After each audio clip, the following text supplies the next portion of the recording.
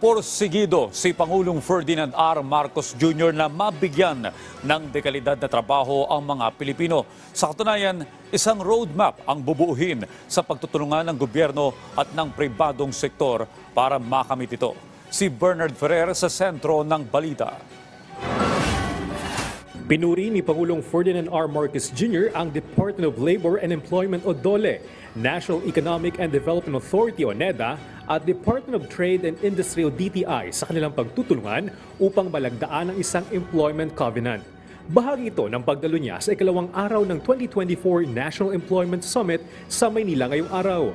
Ayon kay Pangulong Marcos Jr., ang nasabing dokumento ay magiging mahalagang bahagi sa pagbuo ng 10-year trabaho para sa Bayan Plan na gagawa ng tinatayang 3 milyong trabaho. The covenant and the TPB plan will ensure the interagency and multipartite approach to achieving our objectives for productive, remunerative, and decent employment generation.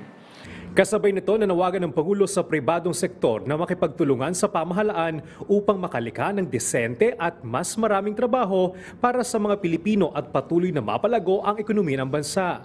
Marian niya nilang samantalihin ang mga inilatag na insentibo at reforma ng pamahalaan. To those development partners who have played an important part in bringing us to this day, we thank you once again for helping us strengthen a more resilient and prosperous economy that provides decent, quality jobs for Filipinos.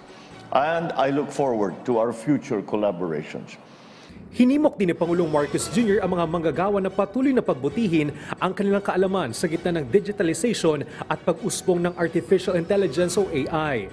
We in government will support this effort and provide that upskilling and reskilling, as we are now referring to it, so that we are competitive not only in the local job market, but also in the international labor markets. Umaasa ang Pangulo na sa pamamagitan ng unity o pagkakaisa at kooperasyon ay magtatagumpay ang bansa. Nabatid na pinuri ng iba't ibang grupo ang trabaho para sa Bayan Plan ng Administrasyong Marcos Jr. na nais magbigay ng disente at dekalidad na trabaho sa mga Pilipino. Bernard Ferrer para sa Pambansang TV sa Bagong Pilipinas.